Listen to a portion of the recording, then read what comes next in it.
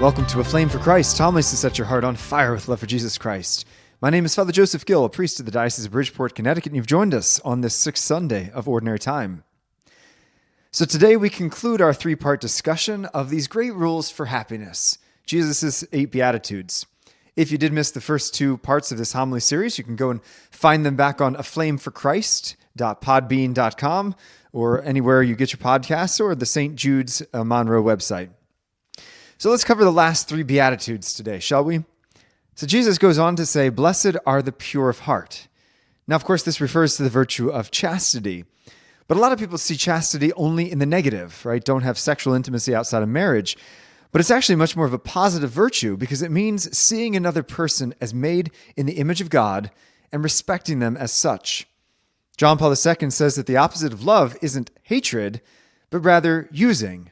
Right? Lust is precisely that. It's using a person for one's own pleasure, while chastity safeguards authentic human love, which is the desire to give and not to get or use. The story goes that 2 bishops were walking through the streets of Rome when a very scantily clad woman passed by. One bishop quickly looked down to the ground in embarrassment, while the other one looked into her face as she walked by. And when she had passed, the first bishop reproached the other one and said, "Why didn't you look away? Didn't you see what she was wearing? Or rather, not wearing?" And the wiser and holier bishop said, "No, I only saw a soul." Being pure of heart allows us to see God, and it allows us to see God in each person we encounter, because we don't want to use them for our pleasure, but to love them for the child of God that they are. Our 7th Beatitude, then, is "Blessed are the peacemakers." I doubt that anyone who uses Twitter will qualify for that. Right, but the best way to develop that interior peace, both the inner peace of a right relationship with God and exterior peace around us, is a virtue called magnanimity.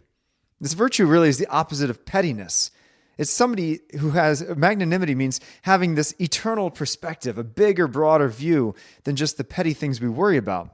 Right? So somebody who's petty is always finding a tempest in a teapot, but a magnanimous person kind of keeps it all in perspective. Right? I mean, consider, right? All the stuff we get worked up about, what's it going to matter in 24 hours, let alone in eternity? So what if someone cut you off in traffic? What does it really matter? So our mother-in-law insulted us, but why do we care so much? Right? So magnanimity is really seeing things through the eyes of God. And so it's no wonder that those who want to be peacemakers are called children of God, taking on the vision of God for the daily circumstances we find ourselves in. It's a beautiful story from the life of St. Dominic Savio, the schoolboy saint who died at the young age of 15. So 2 of the boys in his class were in an argument which escalated, and they threatened to fight each other after school on the playground. Dominic overheard their tiff, and so he met them on the playground after school. Now, immediately, the boys thought he was there to be a tattletale, but Dominic said, No, I'm not going to tell anyone about your fight, but only on 2 conditions. He then pulled a crucifix out of his pocket and said, "You must first say out loud, 'Jesus Christ, you died for me, and I'm going to offend you by harming my brother for whom you also died. And secondly, you must throw the first stone at me.'" The boys were so moved by his courage and kindness that they immediately dropped their rocks as their anger drained out of them.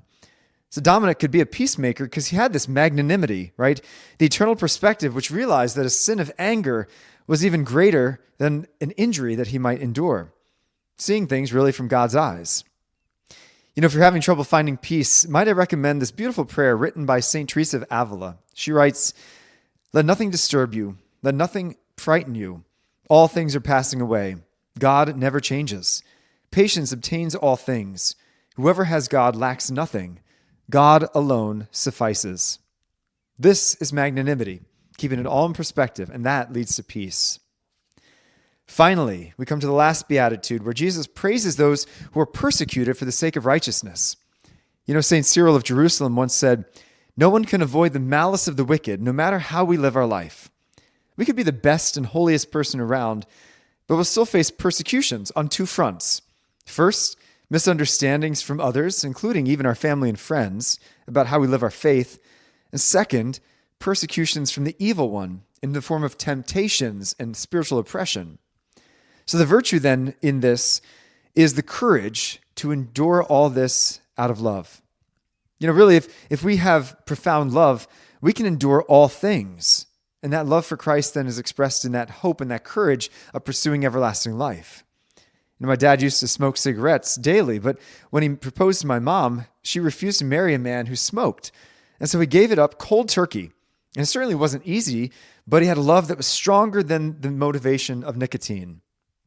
Likewise, we're going to have courage despite internal and external trials if our love for God is stronger, if we keep our eyes fixed on the prize. And you know how many saints have gone before us and who are oppressed in their pursuit of holiness? We've got so many heroes who were persecuted and even martyred in every country, every age, but they believed with every fiber of their being that Jesus was worth living and dying for. One of my favorites is the first Japanese-born saint, St. Paul Miki. He was educated by the Jesuits and so converted to Catholicism while in school, ended up becoming the first native-born Japanese priest. But the emperor was suspicious of how this new Western religion of Christianity was spreading, and he felt his power threatened, so he made Christianity illegal in Japan in the mid-1500s. So the government rounded up 26 Christians in Nagasaki, the most Catholic city in Japan. So led by Father Paul Miki, they were led up a large hill to be crucified. But as he was dying, Paul Miki's speech was one of the most significant. First, he proclaimed himself a Japanese, making the point that Christianity was not just a Western religion, but rather one that could be embraced by every culture.